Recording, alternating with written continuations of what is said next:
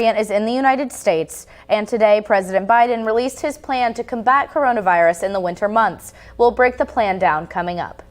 The Biden administration is pushing boosters to fight the new variant, and a new study shows just how many people plan on getting booster shots. We'll take a look at the numbers. And Major League Baseball is officially in a shutdown. We'll take a look at why America's pastime is on pause and what it will take to get the league up and running again straight ahead. NewsWatch Ole Miss starts now.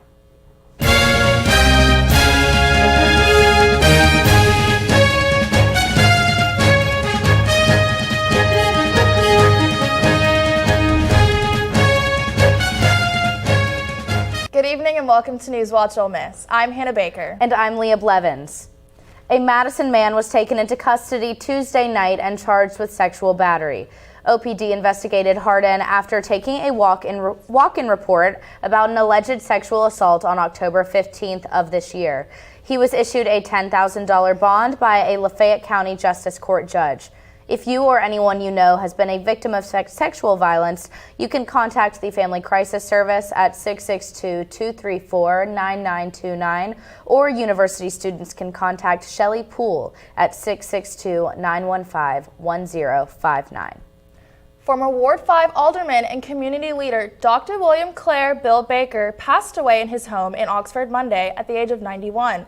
Bill served on the board of directors for the United Way as well as presidents for many organizations in commerce. Oxford Mayor Robin Tannehill said, quote, Dr. Bill was a compassionate leader, a forward thinker, and most of all, a dear friend. There will be a service held at Oxford University Methodist Church this Friday at 2 p.m. with a visitation at 1 p.m. in the atrium of the church. Breathing complications are one of the most common side effects from the coronavirus, but new data shows that an alarming number of coronavirus patients are needing lung transplants. CNN's Mandy Gaither has more details on coronavirus lung transplants. So far in 2021, 1 in 10 lung transplants in the U.S. have gone to a patient with COVID-19 related lung damage. That's the latest data from the United Network for Organ Sharing. By contrast, about 1 in 50 lung transplants went to COVID-19 patients in the last 5 months of 2020. Their lungs develop pneumonia and eventual scarring and may not be able to recover from that. Dr. David Nunley is medical director of the lung transplant program at Ohio State University Wexner Medical Center. He's seeing firsthand the damage COVID-19 is doing to lungs. Our center has performed 14 transplants under rescue conditions for patients critically ill with COVID. All of our rescue transplants for COVID have been in people who were unvaccinated. It's clear to us that vaccination is the key to not having to perform a rescue transplant for someone. Nunley says whether the increased COVID-19 lung transplant trend continues depends on what happens in the pandemic, from future surges to more vaccinations. Transplantation is certainly an option for those individuals, but it certainly is an option that we would rather not have to use. For Health Minute, I'm Mandy Gaither. Doctors say that now more than ever, the need for organ donors is absolutely critical. As of yesterday, the Mississippi State Department of Health reported 569 new COVID cases in the state, being one of the lowest numbers since the start of the pandemic. There have been 3 new deaths reported as well since November 25th. On the university's campus, there are only 6 active confirmed cases, 2 active student cases, 3 active staff cases, and only 1 active faculty case. With the Omicron variant in the United States, President Biden is laying out his plan to combat coronavirus in the winter months. CNN's Chris Wynn has the details on the plan as the world works to learn more about the new variant. We entered this winter from a position of strength compared to where America was last winter. In Washington, D.C., President Joe Biden unveiling his winter plan for fighting COVID-19. Air travelers entering the U.S. must now test negative for COVID within a day of departure, regardless of vaccination status or nationality. The Biden administration also extending a mask requirement for domestic travel on planes, trains, and public transit through the middle of March. What you do when you travel, you take care, you're prudent. Travel always increases somewhat the risk of getting infected. The announcement just one day after officials confirmed the first recorded case of the Omicron variant in the United States and California. The White House plans to increase vaccine and booster outreach with a focus on seniors and children. We're going to launch hundreds of new family vaccination clinics across the country. These sites are going to offer vaccinations for the whole family, one stop. Private insurers will now be required to reimburse the costs of at-home testing kits, and community sites like health centers and rural clinics will offer free at-home kits for those not covered by private insurance. The bottom line, this winter, you'll be able to test for free in the comfort of your home and have some peace of mind. In Washington, I'm Chris Wynn. Today, there are 3 official reports of the Omicron variant in the United States. And while this variant appears to spread quickly, South African officials have not seen severe infection from it. According to the Kaiser Family Foundation survey, most vaccinated adults plan to get booster shots. 60% of the adults said they will be getting the booster or already have. The survey was conducted during a 2-week period last month. People who identify as a Republican and young Black and Hispanic people reported they are less likely to get the booster shot overall. 69% of adults older than 50 said they plan to get the shot or already have. Within that group, 87% of Democrats said the same, while 58% of Republicans said so. Only 48% of adults say they feel optimistic about vaccines, which is down from 66% in January. As the Biden administration continues to push booster shots for everyone 18 and up who is fully vaccinated, Dr. Anthony Fauci said that being fully vaccinated without a booster is still safe going into the holiday season. If you have a vaccinated situation, your family's vaccinated, enjoy the holidays indoor with your family in a family setting. Many of us will have to travel during the holidays. What you do when you travel, you take care, you're prudent. He went on to emphasize the importance of booster shots and said that there is no reason to wait for a new booster for the new variant, as current vaccines are effective against known variants of the virus. Santa will be busy over the next few days in Lafayette County, serving as a special guest in 4 Christmas parades happening this Friday through Monday. Santa's first stop will be at the Water Valley Christmas Parade starting at 6 p.m. on Friday. There will be a photo op after by Busybody Nutrition with Mr. Claus. Santa will be hopping over to the town of Taylor for their annual parade at 2 p.m. at the Taylor Baptist Church on Saturday. At 5:30 p.m., Santa will be in the Abbeville Christmas Parade. However, there is a 40% chance of rain during the day Saturday. And on Monday, Santa will be in the annual Oxford Christmas Parade happening at 6:30 p.m. The parade will start at the 5th Street and University Ave, move toward the square, then north on North Lamar Boulevard to Price Street. If viewing Christmas lights is a part of your holiday traditions, then you're in luck. The Oxford Lafayette County Chamber of Commerce is presenting its annual Tour of Lights. Members of the LOU community can take a self-guided tour using the Google Map or the Yoknapatawpha Art Council's Districts app. The tour features homes across Oxford and Lafayette counties decorated with magical lights and festive decorations. If you would like to show off your own holiday decorations, you can apply to add your house to the tour using the Chamber's Google form. Mississippi is unveiling a new app, Mississippi Mobile ID, that's designed to store someone's driver's license on their phone. It is advertised as a convenient, secure, and private app that will help residents to manage their identity unlike before. The app digitizes your driver's license so it can be carried around conveniently. The app keeps user data secure and ensures privacy of personal information by only storing information with the state system of record. The OPD has received notice of the new mobile app, and they are reviewing the best way to partner with and utilize it. More information about the program is available at oxfordeagle.com. New details and charges are emerging in the investigation of a school shooting that left 4 teenagers dead in Michigan. We'll take a look at the state of the investigation coming up. But first, here's a look at your current conditions.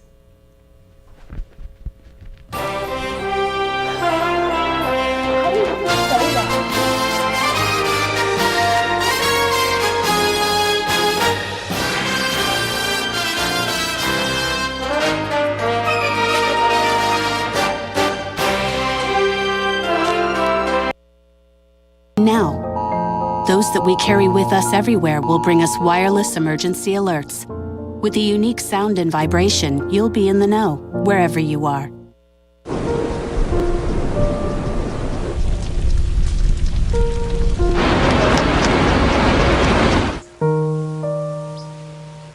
Don't wait. Communicate. Make your emergency plan today.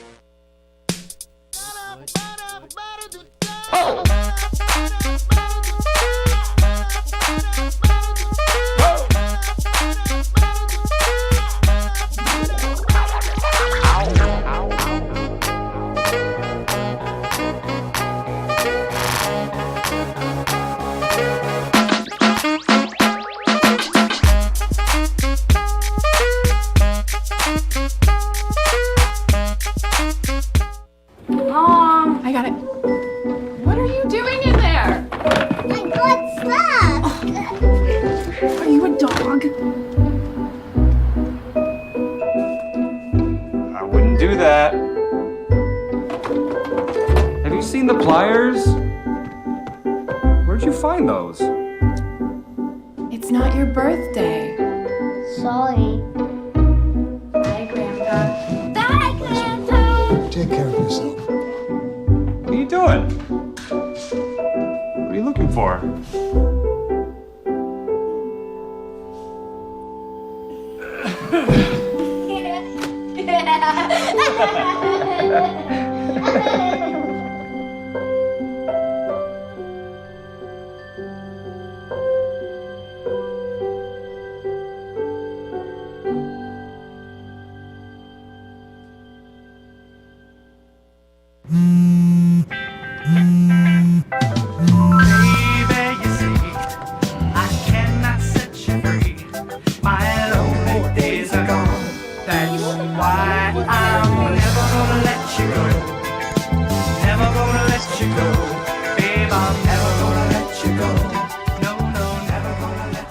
Here you go.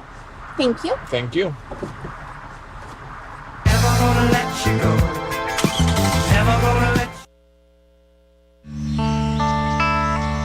This is the moment I knew. His future had no boundaries. There are some moments only the forest can inspire. Find yours at discovertheforest.org.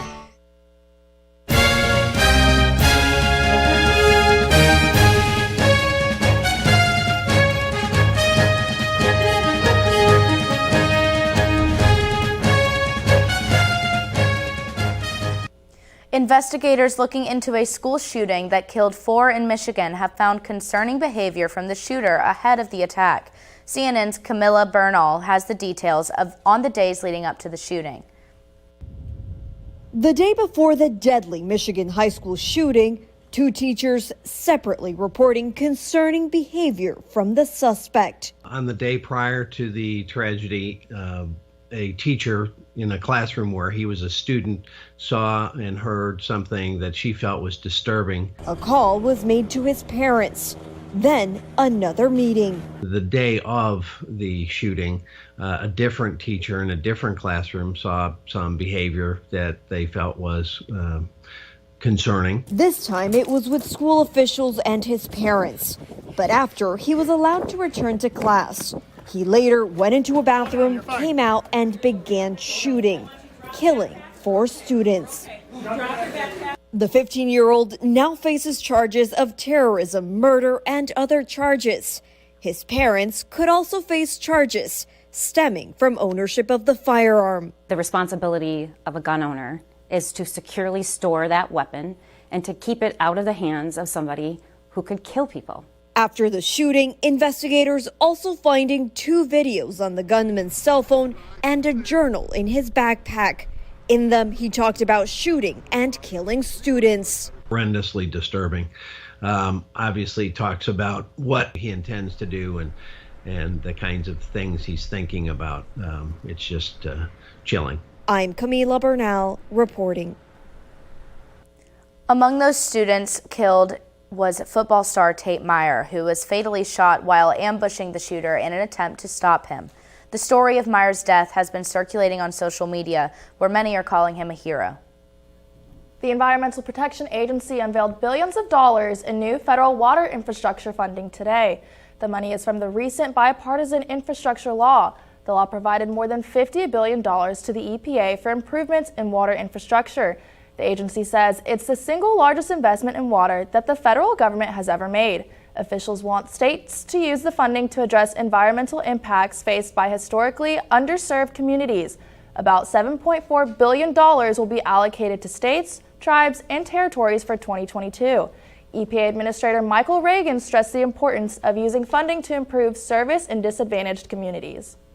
A federal judge is temporarily blocking a new Texas law banning so-called censorship on social media.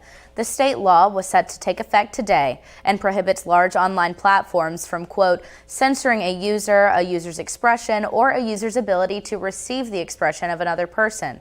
Under the measure, companies that violated it would face lawsuits from those impacted. The Texas federal judge found the law infringed on social media companies' First Amendment right to moderate content on their own platforms. This is the second case where a federal judge ruled such laws were likely unconstitutional. This summer, a federal judge in Florida blocked a similar law in a case brought by the same plaintiffs. The White House has a new plan to make federal contracts more accessible to minority-owned businesses. The Biden administration will announce the new measures today. The goal is to award 11% of contract dollars to small businesses considered disadvantaged, like minority-owned operations. A report earlier this year found minority-led firms reported steeper declines in sales than white-owned businesses, and their financial conditions were more likely to be characterized as either fair or poor.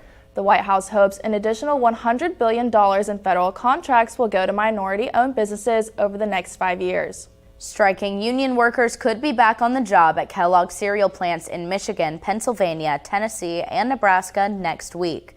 Union leaders have reached a tentative agreement with the company for a new 5-year labor contract. It would bring workers with at least 4 years of service who are in the lower tier of a 2-tier wage system to the upper tier immediately. That means more money and better benefits. It would also make it easier for workers to move up during the next 5 years and give more senior workers 3% raises immediately, in addition to annual cost of living increases.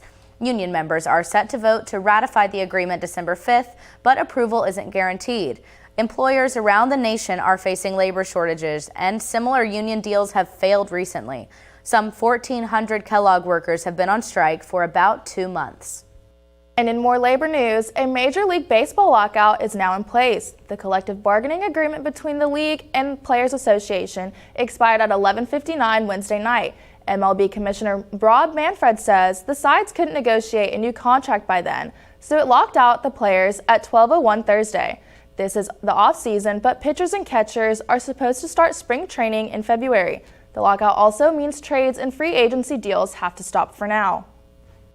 Coming up in sports, the women's basketball team is letting the good times roll after their win over New Orleans yesterday. Rebel punter Mac Brown's community service has not been going unnoticed. Find out more up next. Multiple studies have shown that marijuana can slow both driver reaction and response time, which can be really dangerous. He's here. He's here. Wait. What? I can't drive. Why? My. Oh.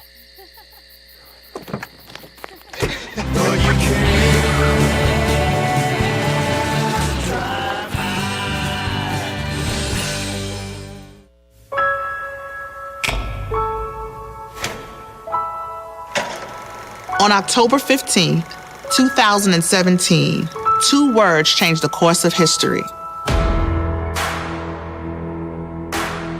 The words we wrote that day are a part of a longer and even more powerful history. The wounds become scars. Things are changing. We really need everyone's voices. Today, we all have a chance to write another chapter, powered by everyday activism as simple as joining a march or reading a book, written to a permanent archive on a public blockchain. Because it takes a sea of us coming forward to demand change. Because no matter who you are, you can act too. The end of sexual violence begins with this next act. Times during class, and I tell her to talk to him, and it's like, oh, ew.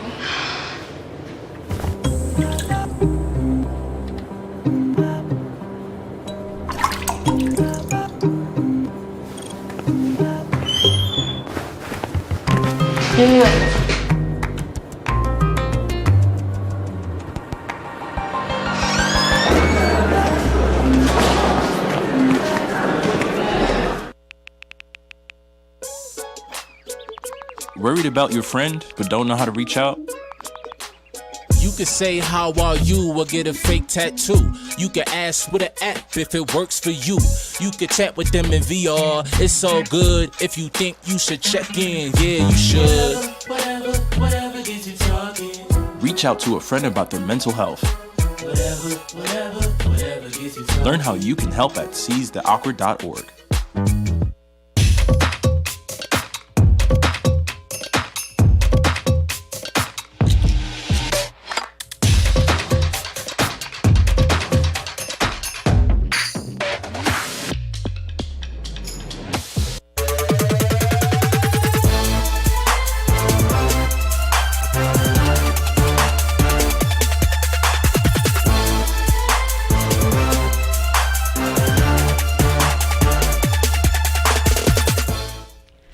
Our very own Matt Corral won the 2021 C. Spire Connerly Trophy Tuesday night, an award given to the best college football player in the Magnolia State. He is the 10th player from Ole Miss to win this award, which is the most out of any school. Corral is the only player in the FBS this season with more than 3,000 yards passing and over 500 yards rushing. And with a total of 21 touchdowns, 11 of those are rushing, which is the third most ever by an Ole Miss player. Corral is also a finalist for the Johnny Unitas Golden Arm Award, as well as a contender for the Heisman. And continuing with Ole Miss football and honors, senior punter Mack Brown was named to the SEC service team for the third year in a row. The SEC selects a team for each of its 21 league-sponsored sports, and players are chosen based on their incredible service efforts. Brown had raised almost $45,000 in June for ALS research with his Awesome Lemonade Stand fundraiser, a fundraiser he started over 10 years ago when he was just in the 7th grade. And switching over to women's basketball, after a rocky start, the Rebels rolled over New Orleans in a 92-47 victory for its 7th straight win of the season. The Rebels dominated on the glass, outer-bounding their opponent by more than 15 boards for the 4th game this season. Senior Angel Baker showed up for the Rebels, marking a season high of 21 points, going 3 out of 5 from the three. Shakira Austin also finished in double figures with 17 points and led the Rebels with 8 rebounds. Other game leaders like Madison Scott and Caitlin McGee added more than 10 points, with McGee also going 5 of 5 for free throws. Ole Miss will hit the road for an afternoon face-off against Cincinnati this Sunday at 1 p.m. And speaking of Rebel victories, the men's basketball team dominated against Rider Tuesday night, recording 57 team rebounds, which is the most rebounds by an Ole Miss team since 2007. The defense shined in the first half with graduate transfer Nasir Brooks leading this effort and tying his career high of 15 total rebounds. This year he has nearly doubled his season rebounding and says that this has been a focus for him and the team. Senior Ty Fagan had also had a career day in rebounds with 10 boards to go along with 9 points, 4 assists, and a steal. And the offense stepped up in the second half with Jarkel Joyner hitting 3 straight beyond the arc and ended with 18 points, which is his 7th straight double-digit game. The Rebels will have a real test at home against Memphis this Saturday at 11 a.m., which you can watch on ESPN2. And there's one more game to watch. Ole Miss volleyball is set for the NCAA first-round match at Creighton tonight in Omaha.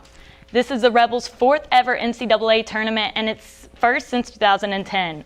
All past appearances have ended with the first-round losses for the Rebels, and they also fell to Creighton the last time the two teams played. However, this is one of Ole Miss's best regular seasons in the program history, with its first ever 20-win regular season since 2013. Sophomore Sasha Ratliff leads the team in hitting percentages, ranks 3rd in the SEC, and is named to the All-SEC team with Kylie McLaughlin. You can watch the match and cheer on the Rebels at 7 p.m. tonight. That's all I've got for you for sports. Make sure to follow us on Twitter at rebel_watch for the latest sports updates. Thanks, Sarah Gale. Coming up, it's that time of the semester, and with winter graduations just around the corner, we want to take the time to thank a member of our staff who will be moving on to the big leagues. We'll be right back. I want to eat apples and bananas. I need to eat apples and bananas. Why can't I eat apples and bananas? Support the Feeding America nationwide network of food banks to help provide meals to those in need. Join us at feedingamerica.org. We are rebels. For more than 160 years, we've been accomplishing the impossible, from conducting the world's first lung transplant to helping prove Einstein was right. From preserving the past to saving the future.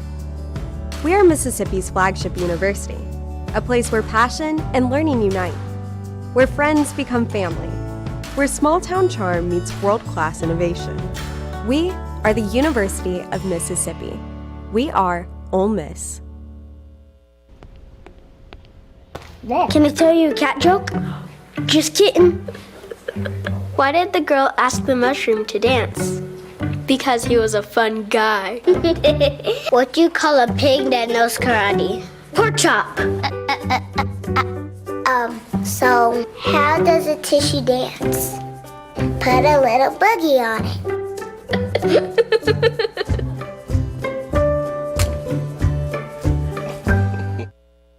Freedom.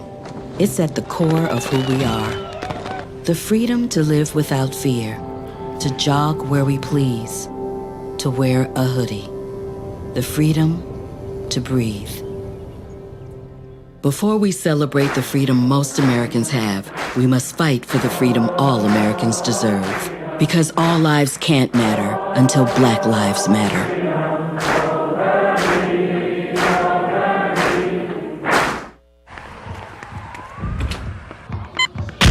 These are more than just the sounds of a safe place to go after school.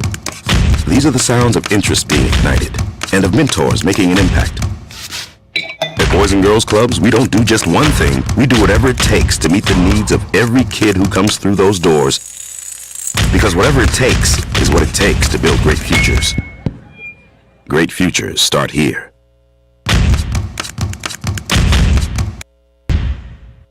Twinkle, twinkle, little star.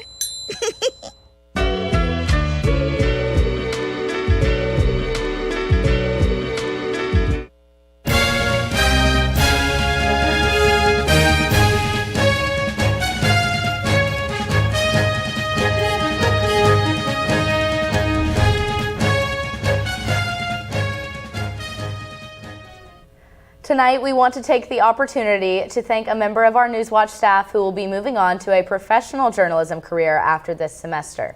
Maddie Nolan started out as a NewsWatch reporter, but this semester she stepped up to the plate as news director and helped take the show to places we've only dreamed it could go. Maddie is going back to her reporter roots and joining a fellow NewsWatch alum, Grayson Gordon, at WAPT in Jackson. We can't wait to see what she does in her professional career. Maddie, we cannot thank you enough. Good luck in Jackson. That's all for tonight. For NewsWatch Ole Miss, I'm Leah Blevins. And I'm Hannah Baker. Be sure to follow us on social media at NewsWatch Ole Miss to stay up to date. And tune in tomorrow at 5 for a special edition of NewsWatch where we take a deep dive into disparities in our community. Thank you and good night.